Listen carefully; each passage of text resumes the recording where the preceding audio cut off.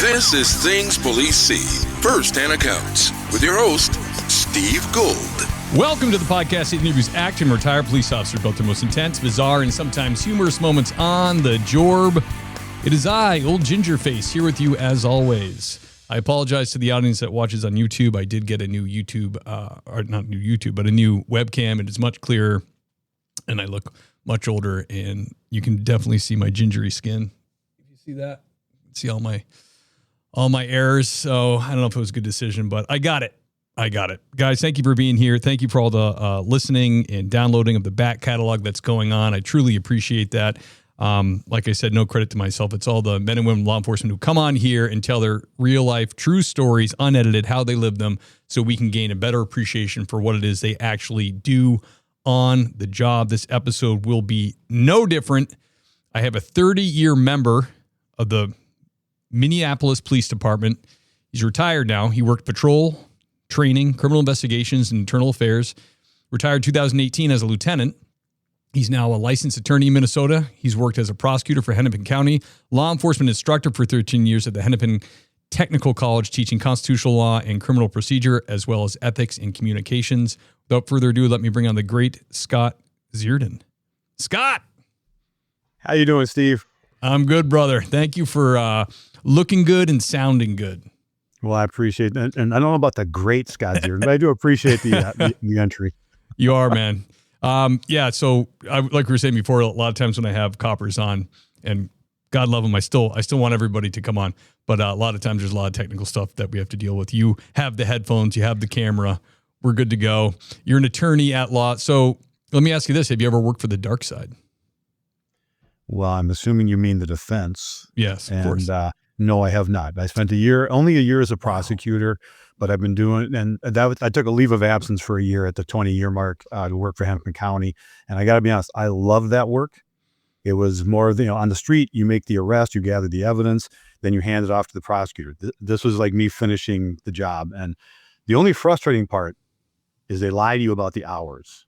Oh, I'm sure. It's got to be underpaid. 8 to 4:30. You're there 7 to 5:30. On trial days, you're there 6 a.m. till 6:30 p.m. And your weekends are tied up with getting your evidence ready, your witnesses ready. And you've got a trial in Hennepin County. You have a trial scheduled every Monday morning. So baby. and then I go to my first jury trial. It's a simple fail to register case. The guy didn't register as a predatory offender. He missed, he screwed up. Yep. And the jury said not guilty. Man. He took right the stand, and I asked him, I said, were you supposed to register? Yes. Did you? No. Okay, thank you. And the jury still said not guilty. It's unreal. It's great. You got to see the whole system, though. Oh, yeah, absolutely. And I love that work. It's just the hours killed me. My boys were younger at the time. That was the only year I couldn't coach their baseball teams, and that hurt a lot. So when the department called me and said, we're going to make you a sergeant if you come back, I came back in a heartbeat.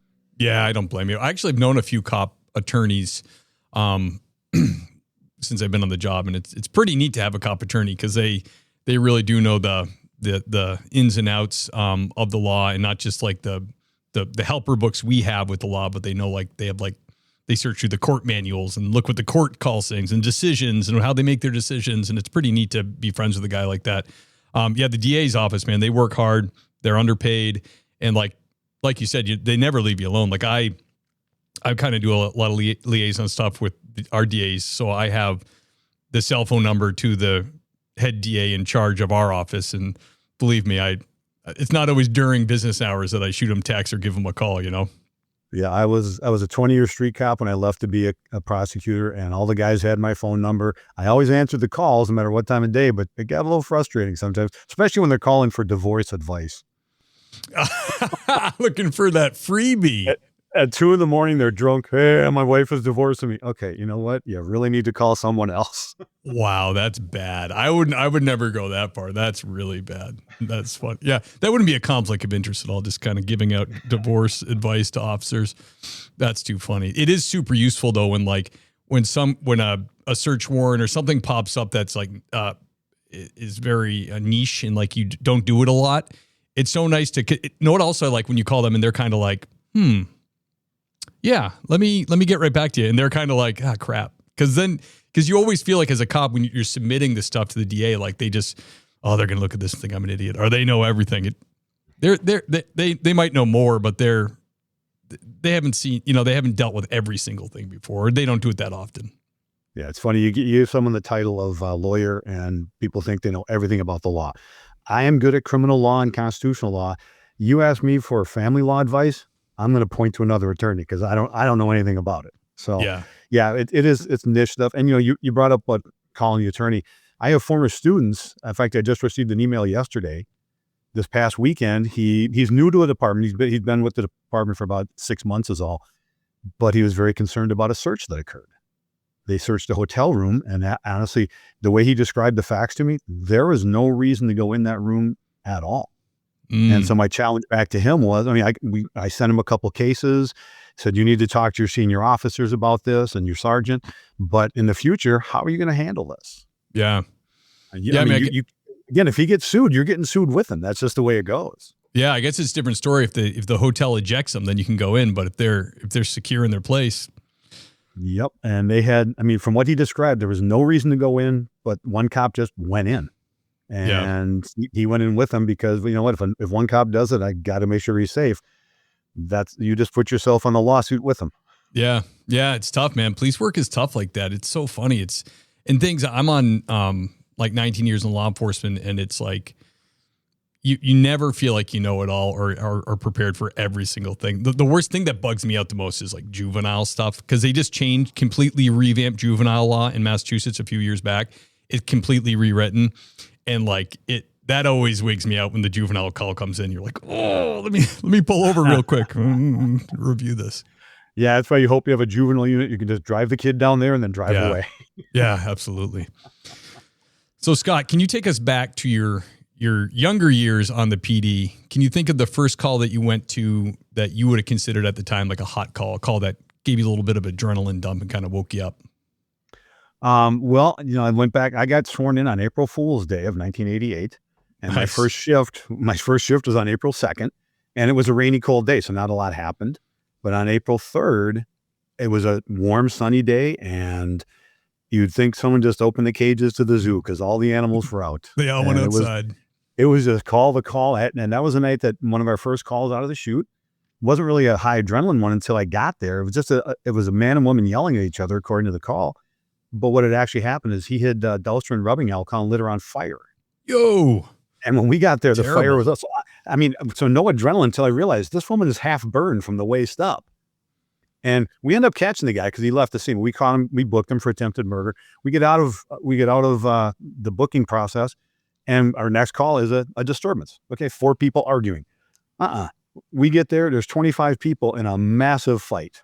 Oh my And gosh. it's just me and my FTO. I got a whopping 2 days on the street. He's got 30 years on. Backup is coming, but and basically 4 or 5 guys are kicking the crap out of another guy. One of them sees me, pulls a gun out of his pocket, and pitches it over a fence. And then Nice. starts to run. Now I got to choose. Do I go for the gun? Do I go for it?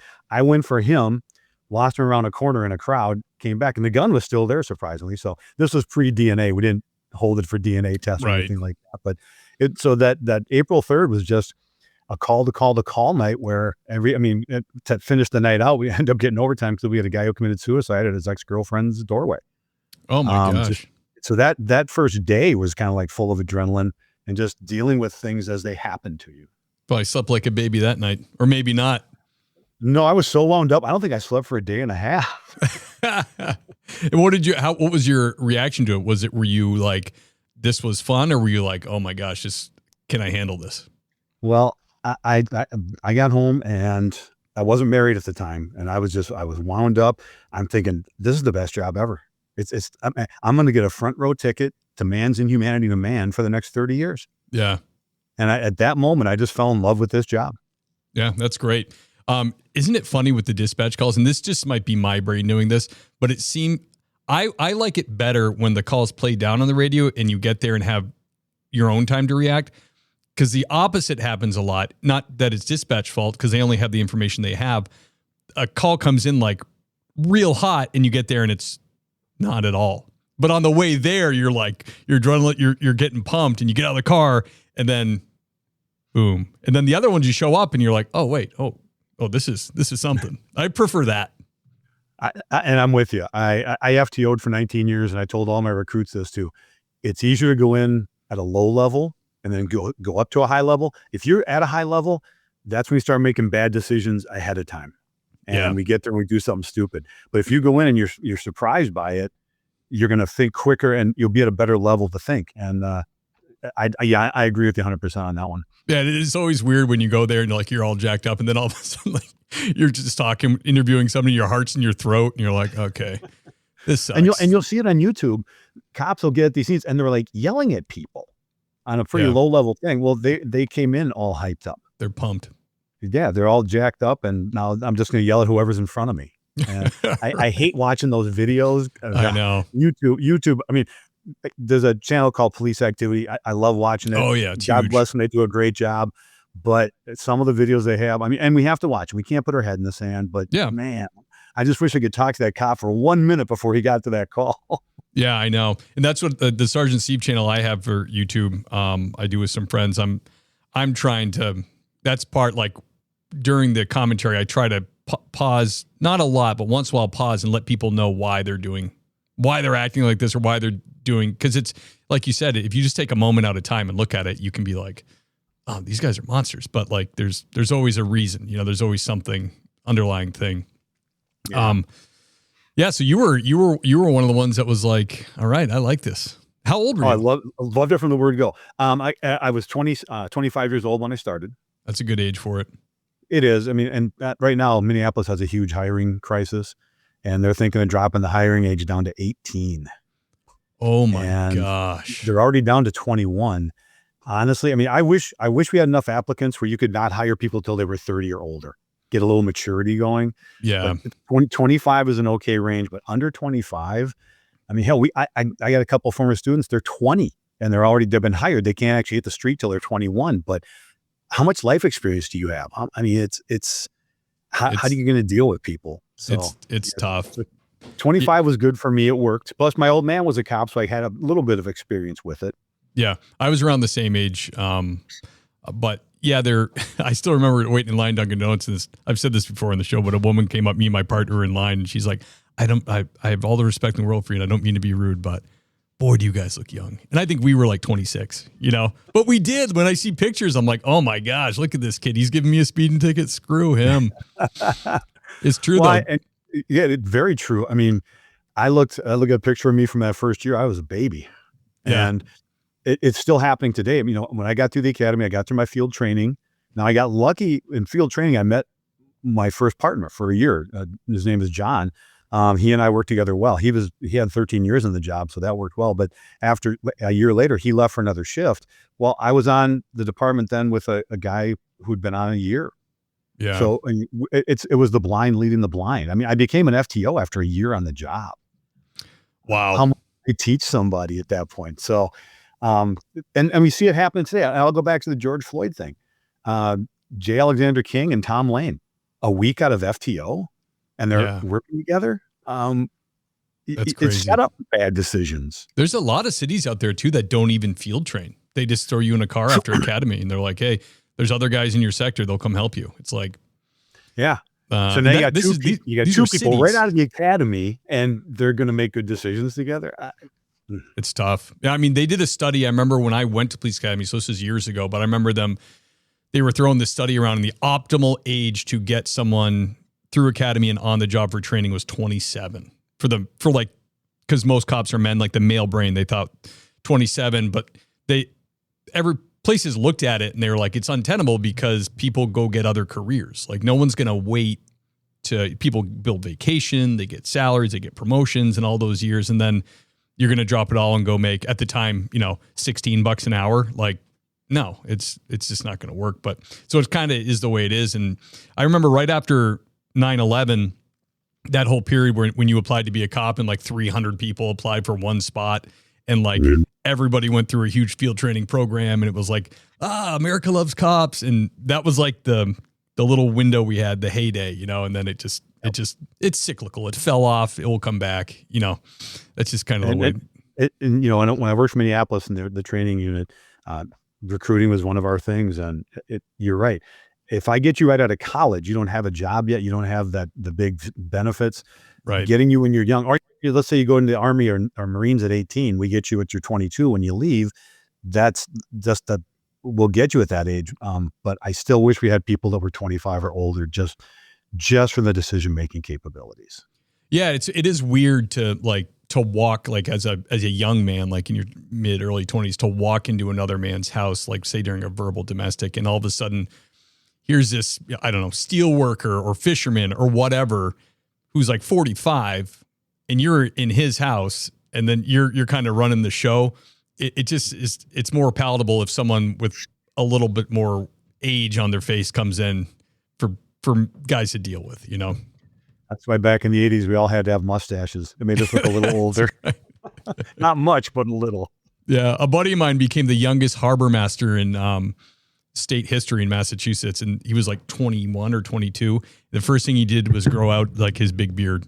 Because he's like, I got to do something. Like because all these commercial fishermen are so rough, you know, and they're like, look at this baby. I'm not going to pull my boat from the harbor because you said so. So he grew out this big beard. That's funny, man. And I was blessed when I was younger. I was born with a very loud voice, so command presence wasn't that difficult for me, even though I looked young. Right. But I've seen plenty of younger officers who they don't have that loud bellowing voice. And you and I both know there's times where you got to raise your voice and calm things down to get people's attention.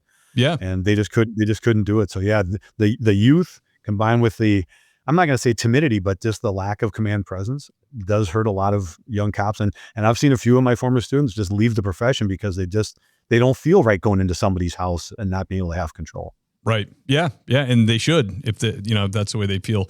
But it's, you know how it is in police work. You're going to deal with clientele that they only understand harsh words and elevated voices. Like you can talk the logical outcome we should be headed towards the whole time, and it ain't gonna work, brother. Like they don't get it. And I try to keep my Christian values out there, but there's times where an obscenity or two might have to come out along with my raised voice. It happens. Sometimes we must become all things to all people, right? That's right. Scott, can you tell us about like a very strange or bizarre thing you dealt with on the job? Well, strange and bizarre is a weird term. There's a lot of strange things. I know you work for Minneapolis. I know there's a lot in there. Everything's strange. One of the oddest things, I mean, we right on the border with another city, the city of Fridley. We got a report of a car crash. My partner and I head up there. It's right on the border. So if it's on the south side of the street, it's ours. If it's on the north side of the street, it's theirs. This was on the north side of the street, but we got there first. And this car had to be doing close to 100, went off the road and went under a semi-trailer. Ooh. And the top of the car was peeled off like a tin can peeled open. And we're thinking this guy's deader than a doornail. And we move up on the car and I crawl under and I look and he starts talking to me. Oh, man. The top of his skull is off. Whoa. I can see his brain. And this guy is talking. And all he kept saying, he's drunker than hell, of course. And all he kept saying is, my head really hurts. Okay, I'll bet it does. You're like, it's over there. And I'm thinking, I'm so glad we're in Fridley right now. They can come deal with this. I mean, I stayed there with them. Rescue got there. They had to jack up the trailer. And after they pulled him out, my partner and I had to look through the bent out metal to find the top of his skull. Did they put it back on? They put it back on and he lived. He got his DWI charge, but he lived. So modern medicine, thank God we live in this century, not the 18th century. Yeah, 18th century, you just pull your gun out and be like, well, got to do you a favor here, bud. Oh my God. That's one of the oddest ones that comes to mind when I think about strange and bizarre. I was having a conversation with a drunk and the top of his head is gone. It was just amazing. That's bizarre. That truly is bizarre. It reminds me of that. You remember the Hannibal Lecter movies, Silence of the Lambs? I forget which one it was, but like he has one of the agents sitting at the table and he's removed his skull cap with a surgical saw and he's cutting out portions of his brain and frying it in front of him and he's eating it. That movie disturbed me so badly. Like I still think about that sometimes. I'm like, he's eating his own brain. I'm like, I cannot recover. I'll give Hollywood credit. The brain that I saw that night, they do a good job in movies with the brains, the way they make them look. Because that looked exact. I'd have thought I was watching a movie when I saw this. Absolutely. I've seen some brains myself and thought the same thing. The gore they have in Hollywood it's based on reality, and they do Yes, it a is. bang up job. All right. That was truly bizarre. Scott, can you think of a very intense or terrifying moment from your time? Well, I was thinking about this one because I talked to my wife before the interview, let her know the questions, and because she's my support for everything. And all the stuff I didn't tell her about when I was on the job after I retired, she and I have had some very lengthy discussions. But one that kept coming, there's two incidents that came to mind.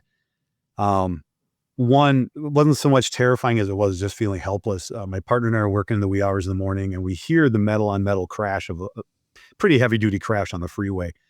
We get down there, and one car is completely engulfed in flames.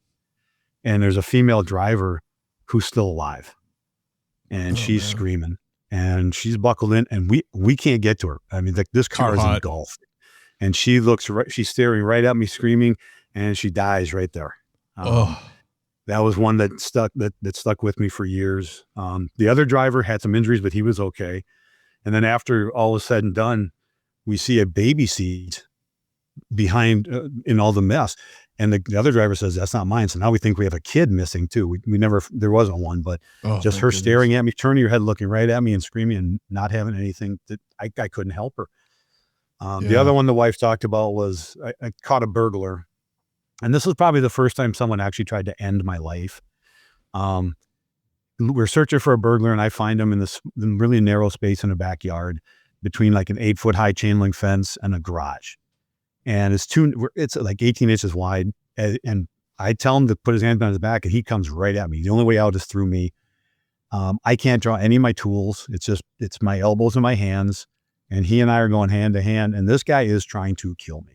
And I deliver more elbows to him than I did anybody else. And I end up knocking him out. But in that brief few minutes, it taught me, I only had a few years on at the time, and it taught me, don't underestimate the mindset of the people you're dealing with. Yeah. I mean, I told him he's under arrest, put your hands behind your back, and he charges me. And I've been in fights with people, but this guy really, really wanted to end me. And that was the first time I really had to fight for my life. And then when you can't get your tools, you feel really stuck. Yeah. Thank goodness I had a little bit of martial arts training, and my elbows came into play. Just the short strokes with the elbows is what finally won it for me. I fractured his eye socket and his cheek, but we're not paid to lose. We're not paid to tie. We're paid to win. And that's how I had to view it. Yeah, absolutely. Did you find, did it go on long enough that you were getting gassed? Like, oh my gosh, I hope this guy lights go out soon. It felt like an hour, but it was only maybe about 45 seconds was all. But when it was done, I was exhausted because he and I were just swinging and going and hoping I landed something. When I landed a solid one, I knew it. And I just moved in I had to knock this guy out. There's no way to win except knocking him out. Yeah. Even in a short 40 to 45 second spurt, I was spent. I was just exhausted. Man, isn't time cruel? The things that are terrifying or you're having an absolute adrenaline dump, time expands. Things like Christmas morning with your kids, it's snowing outside, and you're like, I wish this memory would last forever. Boom, you snap your fingers, you're back at work. You know what I mean? Yep. Oh, absolutely. Oh, man. That is intense, man. I imagine there was probably plenty of Donnybrooks at a major metropolitan area like that. Oh, I mean, especially my first 10 years, I was on the north side of Minneapolis, which is the highest crime part of the city. And during the crack wave from 88 to 98, I mean, we expected at least one shooting every night, especially the district we worked. But at a minimum, we expected someone to get physical with us because we had people out there who were looking to get high. They had warrants, and we underestimate their mindset. And this is something I teach my students. If you tell them they're under arrest, what you told them was they're going to jail where they're going to get no drugs. So in their mind, they think they're going to die and they're going to fight for their life. Yep. And we underestimate that. And so and until you've actually been through it, you're going to underestimate it until you've actually lived through it, which I'm sure you have as well. Just the mindset of the drug addict. We just expected it over there. Now, after that 10 years, I went to the second precinct, which is Northeast and Southeast Minneapolis. A much different world. I think you maybe had a physical struggle 2-3 times a year. That was it. Wow. As opposed to almost nightly. It's amazing how just one precinct can change from another. Wow, that's crazy. It's probably filled with guys with seniority. Yes. In fact, I was the junior guy in the shift when I first got over there. I went to day watch, and at that time I went over there at the 11-year mark, and I was the junior guy in the one shift, but then I moved up to number 5 on another shift the next year. So yeah, a lot of senior guys over there because again, it was a working class precinct, and people were more concerned about work than causing trouble. And it was a tough adjustment for the first year dealing with people who actually wave with all 5 fingers and stuff like that. Yeah. Yeah. There's a lot of little cities like that, rough and tumble cities in Mass that are like, have a super concentration, obviously near the city center, the urban center. And then there'll be like a whole third of town that's woods and nice neighborhoods. Yep. And it's like, you either got to be on the job a while or get shot to get into that patrol sector. You know what I mean? Oh, absolutely. My wife and I, this past July, were out in Boston for a couple of days, and we took a train up to Wells. Oh, nice. Just taking the train. She's looking at the beautiful countryside. I'm looking at, this place has fights. This place doesn't. This place has. You can just tell it's a working class neighborhood, or it's where there's a lot of crime as you go. And again, once you get closer to Wells, it's all this beautiful scenery. But leaving through Boston, you could just kind of look around and go, yeah, cop there would be fun. Cop there would be slow. Yep. Yeah. Mass is a funny place. People think it, because all the hospitals and education and stuff like that. There's a lot of rough and tumble cities in Mass. There just is a lot of fighting. And like Boston is so ornate, like the old part of the city, the North End, it's like cobblestone streets and buildings where John Adams came out and spoke, and all that, the Green Dragon where they used to meet before the revolution, and all that stuff. But then the little orbiting cities there's like hardly a nice one when you get outside the Boston metro. Like it's like there's Newton and Wellesley and Weston, like nice high-end places. But like when you start looking at the old port cities, like New Bedford and Fall River, even like north of that, like Taunton, Springfield, Pittsfield out west, terrible crime, just terrible crime. Yeah, I tell you, like I said, we only spent 2 days there. I did the Freedom Trail on a day when it was 100 degrees and humid. Oh, I did the same thing. And I'd like to go back when it's a little more tolerable. I love the Freedom Trail, and I'd love to go back and spend more time in Boston. I really would. I love how they have the guy with the hat and the powdered wig. Yes, he was with another group. We didn't pay for a tour group. We just simply walked the path, and it was fantastic. I loved it. It's so cool. There's so much history. And so like I've had buddies that I met on the West Coast, California, that are coppers out there that will like go on vacation to Boston. And to them, it's like, one of my buddies said, this was like going to Europe. He goes, I grew up in Southern California my whole life, where the oldest building, like, out in Santa Clarita is like from like the 90s. They come to Boston and they're like, this building's 400 years old. That's insane. Like they can't believe it. And the most disappointing part, I've seen the movie National Treasure, where they go to the Old North Church. They're not at the actual Old North Church. Oh, yeah. Yep. Yeah, that thing's been there since Boston was like a colony town. Yep. And it's just, you don't expect it to look the way it looks. Yeah. But it's an old church. It kind of looks like a church you'd find in any New England town center. Yeah. Yep. And that's exactly what it is. But it's not like all Gothic and stone and right. Just you've got the old wood, and that's it. So that's it. Yeah. That's funny, man. I'm glad you've been to Boston. I think it's a great city. I can't wait to get back. I'd love to go see the Twins beat the Red Sox at Fenway someday. Oh, how dare you! I have to admit, back when I was a kid, I was a big fan of Scott Erickson. He was one of your pitchers.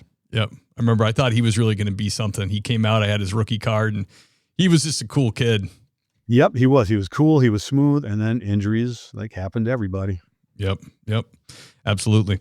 Scott, can I ask you questions about your opinion on, feel free to say no, because I know you're like a college professor and everything, but on the George Floyd trial and all that, or?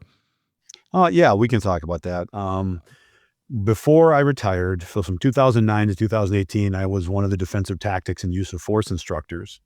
And that's part of the reason I think I mentioned before we started this about being an expert witness in use of force, in a use of force case recently, where I was attacked for being part of Minneapolis and being part of their defensive tactics team. What Derek Chauvin did, well, first, he must have claimed it was the maximum restraint technique. It wasn't.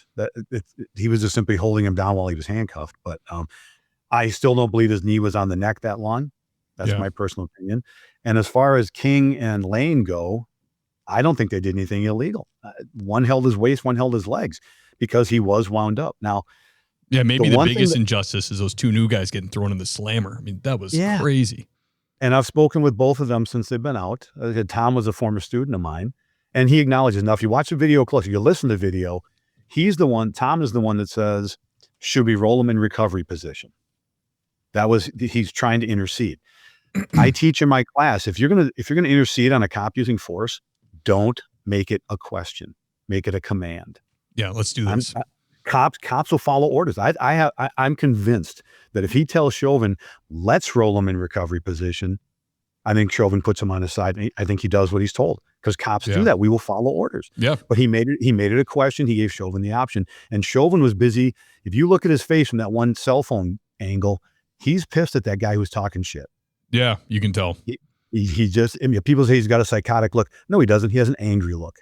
He's very angry. He's very upset that this guy has the audacity to talk shit to him. Tu Tao, the fourth one, never touched George Floyd. Yeah. But went to prison for it because he didn't intercede. And Lane didn't get he didn't get a conviction for not interceding.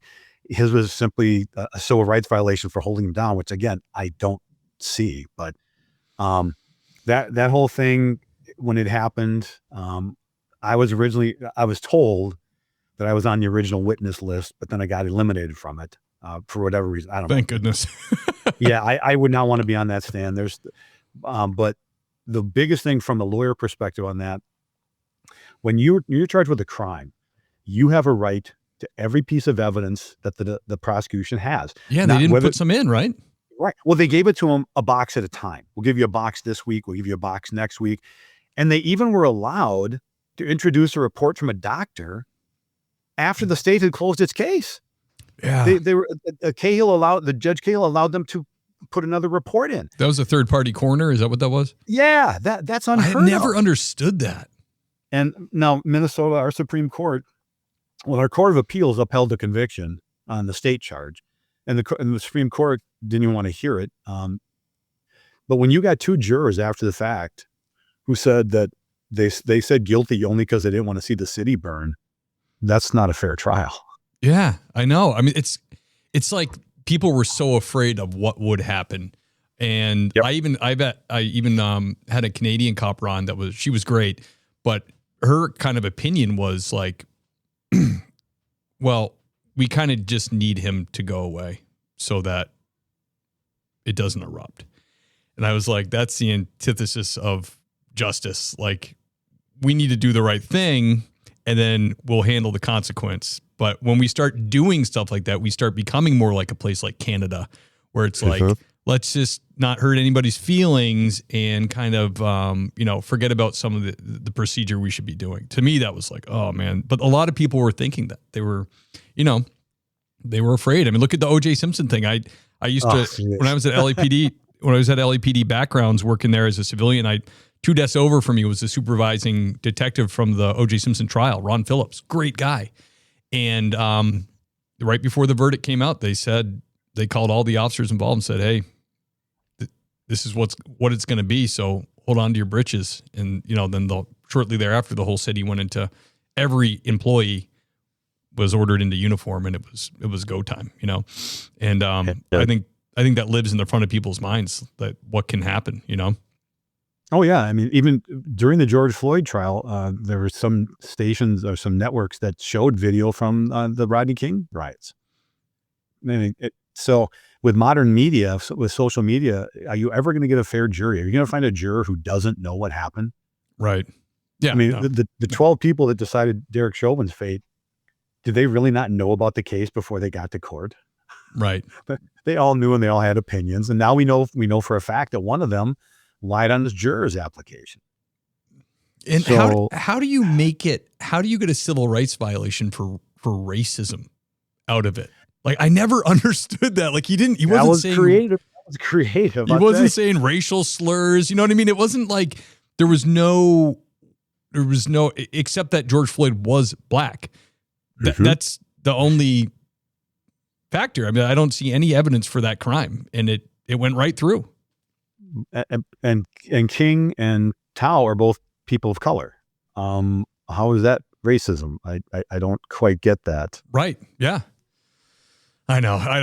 It blows my, well, thank you for the input. Cause that's kind of how like me and most cops I know feel about it. Like just from our untrained, just our legal minds that we have, we're like, this is not right. We understand why it went down like this, but I could definitely see that being him being let out. I mean, I don't know where the hell he would go, maybe to like Peru or something. Yeah. Where can he go where people aren't going to know him? The guy's already been stabbed like 30 times by a sharpened toothbrush handle. It's like, I'm not saying he's an angel and did everything right, but like the punishment should fit the crime.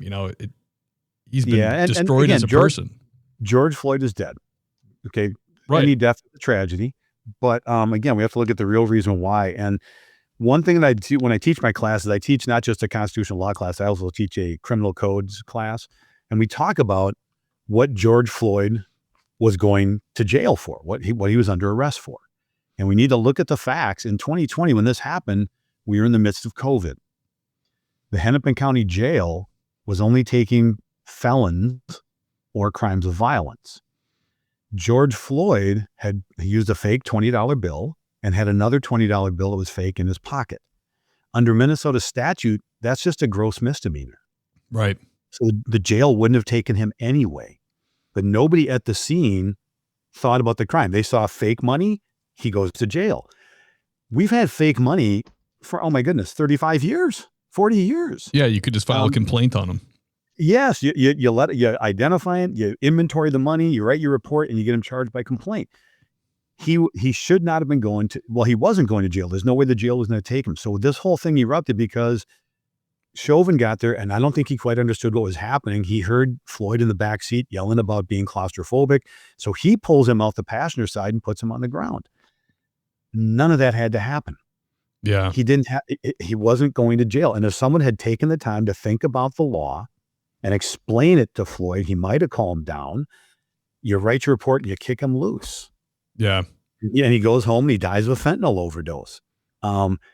Instead of having this 9-minute video of that incident. And that's a great point. Yeah. I didn't know that that makes sense for COVID times. They were letting people go on warrants. So you arrest somebody on a warrant, they're like, let them go.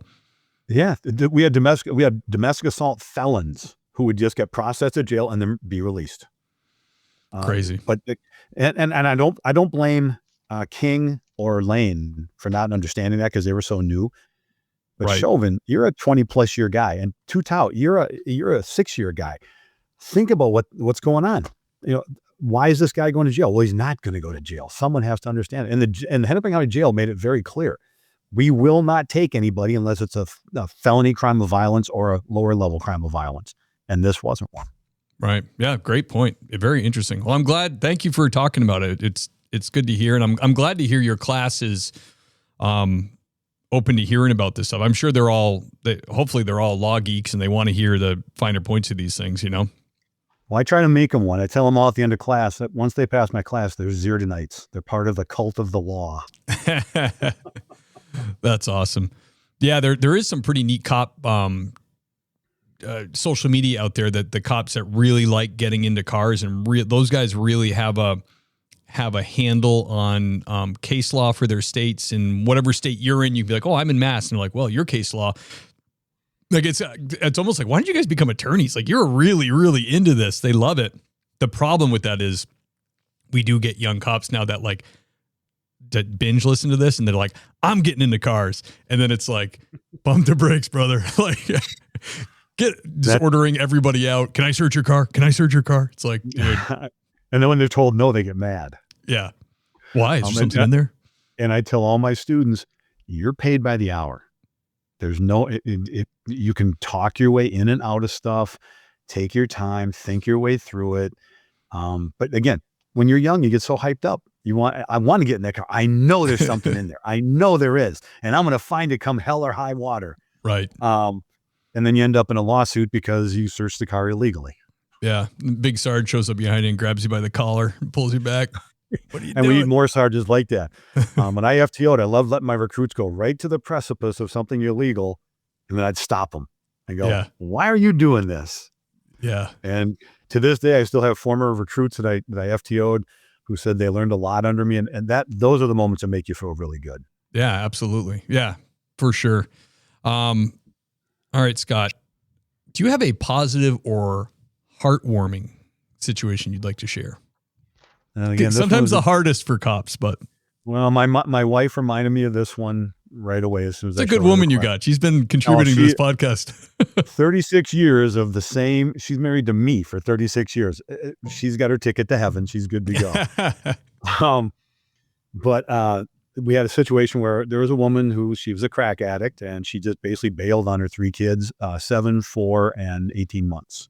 Oh, and the little girl didn't know what to do, so they were in there for a couple days, and it was a really bad situation. And a neighbor called us. My partner and I get there, and the little girl, the 7-year-old, she attaches to me right away. She's on my leg. She won't let go. And we have to change the 18-month-old diaper, and we have to get some things cleaned up on the kids. Oh, wow. And we have a place called St. Joseph's Children's Home, and we were going to take the kids there. And we're driving down there, and like I said, she wouldn't leave my side. So we had a child seat for the 18-month-old. The other 2 kids sat on my lap in the front seat. Legal under Minnesota law. But we get down there, and she's holding my hand, and she's just squeezing hard. She won't let go. Oh. And we get down there late, and they've already had dinner, but they heat up some food for these. And she got a plate of French fries. And it's a fairly busy night, so we got to go. Our report's written, we got to go. And I'm trying to stay there as long as I can for her. And she's almost in tears. And as I'm turning to leave, she says, "You can have some of my French fries. I'll even share my ketchup with you." And I told my partner, we're sticking around for 15 more minutes. The sergeant can kiss my butt. And it was still a sad scene when I had to leave. I actually we had another trip down there the very next night, and she was still there, and I saw her for a few minutes then as well. But nice. Yeah, those moments where, you just want to take that kid home, because they're in such a miserable situation. But that was, my wife reminded me of that one. That was a heartwarming moment. Yeah, that's a good one. Thank you for sharing that. I love that. And that's, for a kid to share French fries. And ketchup. She loved you. Tender ketchup too. So she really liked me. My kids drink ketchup. We buy the ketchups that are this big. And my wife makes sure that they're because they have ketchups now that are like the ones they have in England. There's no high fructose corn syrup in them. Yeah, we get those too. Yep. As healthy as ketchup can be. I don't even know if it's still healthy, but anyways, we get huge ones, and I'll be at the grocery store. I'll text my wife we don't need another ketchup, do we? Because I'll just be running home on the way home from meeting with friends or whatever, and she'll be like, "Yeah, you better grab one." I'm like, "Oh my gosh, these kids are chugging ketchup." It is good on everything. I'm one of those guys. I put it on eggs. I will put it on, if a pizza's a 5 out of 10 or below, I'll put it on a slice. But will you put it on a hot dog? Oh, of course. Oh no, I'm a mustard only on a hot dog guy. I'm a New England guy. We do ketchup, mustard, relish, everything. I know there is hot dog culture out there because I've seen it before. Everybody has their hot dog. I think Chicago's is pickles and mustard, and actually a lot of the country ketchup is not allowed. I've learned. I thought it was the thing. But what is Minneapolis's hot dog? Do you have a hot dog? We have our state fair hot dog, but there's no real. We don't have a Chicago dog or a Philly dog or anything. We do have the footlongs at the fair, and they'll slap their mustard on for you, but they'll ask if you want ketchup, because mustard is on a dog. That's all there is to it in my world. Anyway. That's funny. That's so interesting. You guys, will you do diced onions and relish and stuff? I'm real plain and simple. I just like the mustard on the hot dog. You know what? Next time the dogs come out in this house, I'm going straight mustard on the first one at least. I'm going to see what it's all about. Does it have to be a specific mustard? Can American yellow? It doesn't matter what mustard, as long as it tastes like a mustard type substance, I'm okay on my hot dog. All right. Well, I've been breaking the rules for so long. I want to do it right at least once. That's funny. Popular question here. For people listening to the show, I get a lot of listeners who are thinking about being a cop, or they're in backgrounds, or even, I say it all the time, I'm going to keep saying it, I even get a lot of emails and pictures from academy graduation that say they listened to you guys tell your stories for like 100 episodes, and it was at least part of the formula that made people want to become a cop, which I think is the best thing the podcast can produce is baby cops. So what advice would you give to these people that are thinking about it or are getting into the field? And I've been teaching for 13 years now, and I tell all my classes this: if you're going to come into this, you really need to know your why, and your why had better be involved helping people in some way, shape, or form without expecting anything in return.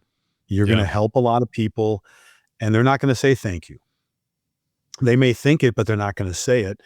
But you've got to know your why you're doing this. And the other part of that is, if one day you wake up and you can't find your why, you need to get to a new profession. Yeah. All you're going to do is get yourself or somebody else hurt or worse. And this job is already going to take a huge toll on you. The human psyche is not made for this much negativity, and no one is ever going to call 911 because something good happened. Right. You're going to go to shitty situations and try to make the best of them that you can. And you can't always do that. And one side's always going to be mad at you. They're not going to like your decision. But if you keep focused on your why you're there, I want to help people. I want to do the best I can. Some days you got to do it call to call. You got to check your why, call to call. It's all about your attitude. But if you don't know what your why is coming into this, and I see students, first day of class, next Monday, I'm going to ask them, why do you want to do this? And there's a couple who say, well, it's got good pay and benefits. Well, okay, you're not going to succeed in this job. You have to have that interest in other people, and you've got to keep that interest in other people, or you're not going to succeed. And it's going to hurt you. Yeah. Words of wisdom. Thank you for sharing that. Yeah. It's so true. That's why I like those states that have like the 25 years in, 75%, because most people 25 years is a spot where they're kind of like, I'm young enough to go do another profession or do something. You know what I mean? Like, yep. Going 30 or 40 is, admirable. That is hopefully if you're going that long, you're in a place where you can at least like have done different specialties or maybe get into admin, lieutenant or higher and change it up. You know what I mean? Cause I work in Western Mass in these small towns, and we have guys working on like waivers from the state that are like 70 and they're doing patrol. And I'm like, oh my gosh, you're going to break your hip. Like, what are you doing? I won't fault them. I'm a patrol junkie. I tell the wife I'd get in a squad yesterday if they'd let me. I miss being in a squad so badly. But with the pension thing, I've always put forth the proposition that it should be a 20-80 thing. I love that. At 20 years, you get 80% of your high five, but you can't go higher than that. That would motivate people to get out into another profession and leave this while they still have some semblance of sanity left. Yeah, absolutely. I think Massachusetts is 3280. That's long. That's long. And I did 20 in a squad car as a patrol officer before I became a sergeant. And I loved it. In fact, I turned down a promotion to sergeant at the 7-year mark just to stay in a squad car. So wow. I'm one of those junkies, and I just love being in a squad. But I like the 20-80 idea. Just again, if we're going to hire younger, like 21, 22, 23, let's get them out at 42, 43, 44. So go try something else in the world while you can collect your pension. Yeah, absolutely. And this is going to kill you, but I worked with guys that when I was over in California that I don't know what formula they have, but some of these guys retired at like 105% of their retirement. And I'm like, well, that's nice. Minnesota has, once you vest at 10 years, you get 3% for every year you've worked of your high five salary. So my high five, I was 5 years as a lieutenant. I left at 30. I get 90% of my top lieutenant's pay for the rest of my life. That's the way it should be. You know what? I'm not going to complain. They pay your health care? No, I was allowed to stay on the city plan for a couple of years, but now working for the state at Hennepin Technical College, they got great medical insurance. So can you stay on the medical and just pay the same? The city will still cover like 2/3 of it or whatever, or not anymore. They did that when I first retired, but then they changed it. So after a couple of years, I had to switch to the wife's, and then I got this full-time thing, and now I got this. So gotcha. Yeah, healthcare is that's some expensive stuff. Yeah, it's funny because people are like, if the podcast ever exploded, like for some reason you were making tens of thousands of dollars a month, would you ever leave police work? I'm like, I'd have to make a lot of money because my family health plan would cost like $30,000 for the year. So I would have to make a lot of money. And then they're in this space, they can just hit the off switch and you're banned or you're terminated. Like it's right. And then all of a sudden your livelihood's gone. So pensions sound good to me at this point, but yeah, that like I said, I'm not complaining about my pension. And even though I get frustrated with some students at Hennepin Tech because they shouldn't really be in the program, but they are, at the end of the day, I love teaching. I love bringing out the message to the new students and the future cops, and the benefits aren't bad. Yeah, it's great, man. I love it. Awesome. Scott, it was an honor to have you on the show. Thank you so much. Do you have social media or anything you want to plug where people can reach out to you? Or actually, I have a Facebook page, but I don't read it a whole lot. I've never been a social media guy. I'm on LinkedIn. I'm on Facebook. I'm not one of those people with a fake name. I use my real name on there. Yep. Otherwise, yeah, that'd be the way to get a hold of me. If anyone ever had a question or needed advice from an expert witness, I'm certainly available. We can do this. If they want to get a hold of you, reach out to Steve at thingspolicec.com and I can Sherpa the messages for you. That would work. I would appreciate that. And by the way, before I leave, I just want to thank you for putting this podcast together. It's nice to have a spot where, I didn't know about it till that student of mine recommended me. It's nice to have a place like this where we can go and listen to other coppers talk about stuff and have a chance to come on and talk about it ourselves. It's nice to have a healthy outlet rather than visit our old friend Jack Daniels or something like that. Absolutely. Well, I appreciate that. Thank you very much. And I'm very thankful to the person that put your name forward. That's the best way. I love it when you get somebody who's like, they're a fan of the show, but they're a fan of somebody else that they want to see on the show. That's the best because they love these episodes and they finally get to hear you on here. Well, once we're done, I'm going to email her and let her know I did the interview. And awesome. If you ever have a question about anything, if something happens in Minneapolis, you know how to get a hold of me. I'm more than willing to come back on. Yeah. Or if some maybe, an episode with legal issues, it's good to be in contact with you now because you could be just an expert on the podcast. I would love that. That'd be great. That's my area right there. Awesome. Awesome, man. Thank you, Scott. I really appreciate it. I'm going to do the show outro. Can you hang on for just like 2 minutes when I do that? Sure can. Awesome.